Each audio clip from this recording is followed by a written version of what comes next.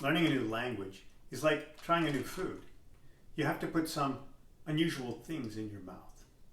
For example, I live in the United States, and in the United States, most people don't eat seaweed, but I do. I love seaweed. In my house, I have 1, 2, 3, 4 different kinds of seaweed. I love it. But when I ask my American friends, hey, you want some seaweed? Most of my American friends go, bleh. They don't want the seaweed. It's a little bit unusual for them. And I find that funny and ironic because I get my seaweed at a Japanese market. And when my American friends go, bleh, they're making the L sound.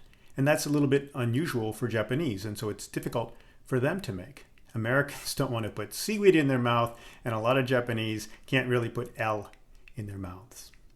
When we learn a new language, we have to learn to make new sounds with our mouths.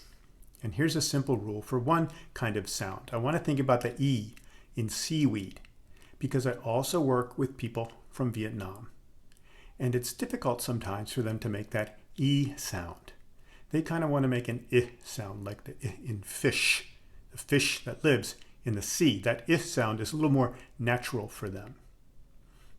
So here's a little trick. We do 2 different things with our mouths.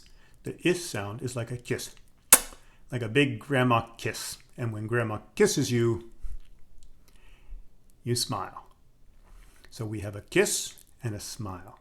Fish and sea. The fish lives in the sea and seaweed. Kiss and smile.